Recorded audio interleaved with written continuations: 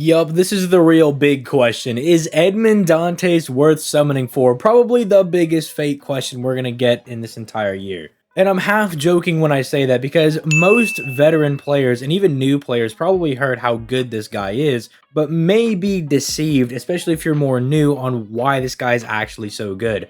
So they'll rip the band-aid off. Edmond Dantes, I would say, is worth summoning for, since Scotty will be coming out towards the end of this year. It should be around November when she drops. But do keep in mind, that's where the vast majority of Dantes' value comes from. You can still use him in other team comps, but what makes him so powerful is just how well he functions in the Scotty system, and essentially how he's the quintessential quick farmer. It's funny because we're going to be getting Space Ishtar later on this year, and she's also an AoE Avenger that can switch her card types, and so since we're in the Scotty meta, people are really looking forward to using her in the Scotty meta, but she does not do very well as a quick servant. She does very good as an art servant when Castoria comes out, but when it comes to the better quick Avenger, you're going to want to go with Dantes. So if you're somebody that wants to like maximize your account, or you want to have like the most quote-unquote meta thing, I mean, Dantes is still good on JP if you have Scotty.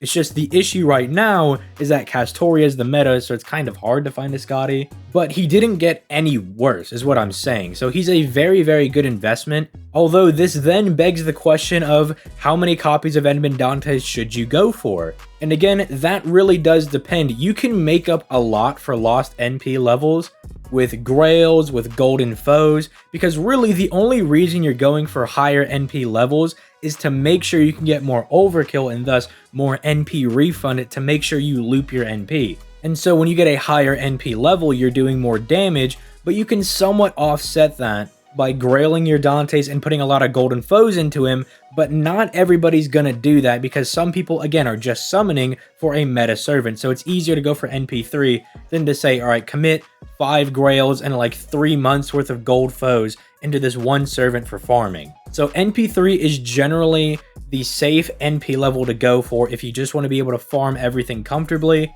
But if you are a huge Dantes fan, which I know there's quite a few people that actually really do like Dantes outside of him just being a good FGO farmer, then the Grails and the Golden Foes can definitely make up for the lack of NP levels to a certain extent. Now, with that being said, with the kind of short answer down, I'll go over Edmond Dantes and kind of talk about how his kit works. This is usually the part of the video where I go over his hits, but that's really not all that relevant to Dantes. The only thing here in his hits that is relevant is the NP gain stat. Because again, he's a looping servant and you're pretty much only going to be using his NP. You can bring him to challenge quests, but again, the name of the game with Edmond Dantes challenge quests is kill him with your NP and loop it 3 times. And even at that point, if you're bringing Dantes to like a single target fight, there are better servants to bring at that point, but you know, you do you, man. If you summon for an NP3 Edmond Dantes, I understand. You want to get the maximum value out of him. But he has an NP gain value of 62%, which is pretty decent. It's nothing super exceptional.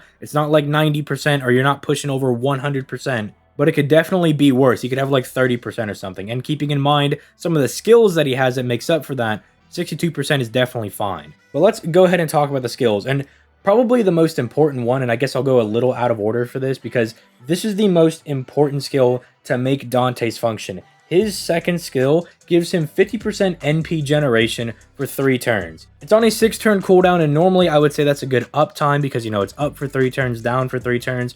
But again, you're really only breaking out Dantes for 3-turn farming. So the fact that this lasts for 3 turns, hence it's going to last for all 3 of your NPs, giving you that extra massive 50% NP gen buff is insanely killer. When Dantes came out, this was pretty decent in helping him get his NP back, and you were really relying on getting his arts card and like critting or something to actually loop his NP or get his NP back. But because Scotty massively buffs your quick cards and hence buffs the NP gain rate of said quick cards, this in conjunction with that is an absolute killer in allowing him to loop his NP. So do keep in mind, if you roll for Dantes, max out this skill. Then his first skill is probably going to be the second one you want to level because you really do want that 50% attack buff.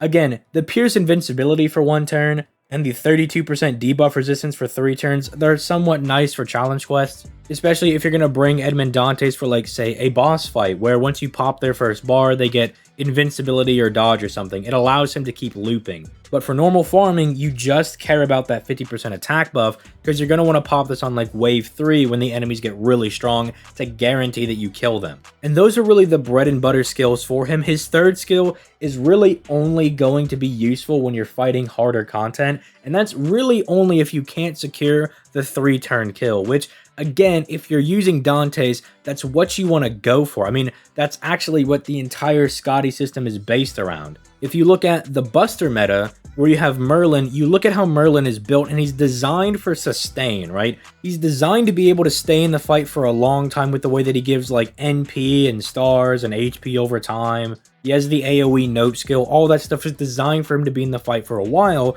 but Scotty's skills are designed to end the fight in 3 turns, which if you can do that, it's a very powerful system. But if you can't, I mean, well, I've had a few harsh things to say about our NP in the past, and it's not very good at keeping you alive for those extra few turns until the skills come back up. So again, the third skill, it's not bad. All of the effects here are good. You're draining an enemy's NP gauge. NP gauge mitigation is super powerful. It allows you to control when and where your opponent's going to hit you with an NP. He can remove his own debuffs, and then he drops 20 stars. Like, that's all really good things. That's all very good for him, but you're probably really never going to use this, or at least it should never come down to you having to use this skill. And I just gotta make it abundantly clear, not saying you can't bring Dantes to a fight that's gonna last longer than 3 turns, it's just not his specialty. At that point, you're not really using him to his fullest abilities, if that makes sense. Probably the most important passive skill is the fact that he gets 3% NP refund every single turn, so if you have a lower NP Dantes, or you're just starting to put investments into him,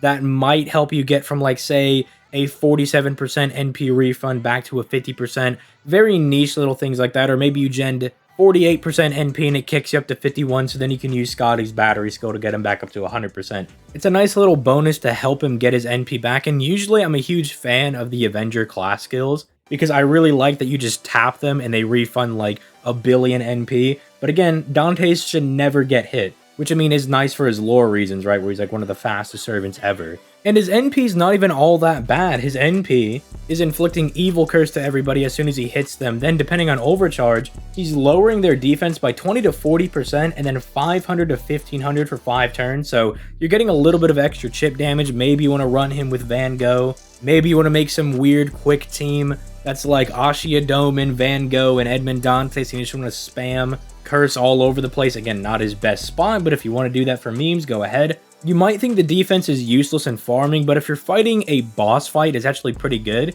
because this means every subsequent NP is going to be hitting a lot harder. But let me kind of also rip off the second band-aid that I know a lot of more veteran players already really know about, and they're like, why is this man not talking about it? I'll talk about it here, and that is the other requirement for Edmond Dantes. And kind of the major complaint with the Scotty system.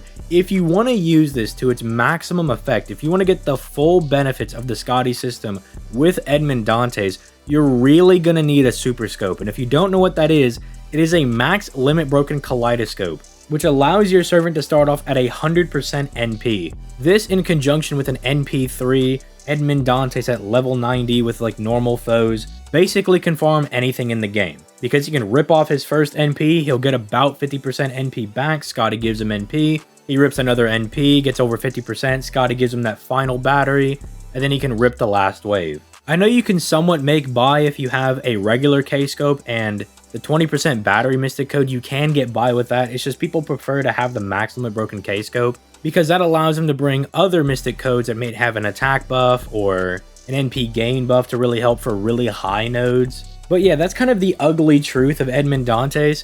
Yes, he's very good, and I do think he's a wise investment, but just know you're going to have to put a lot into him to make sure that he actually works at his actual peak.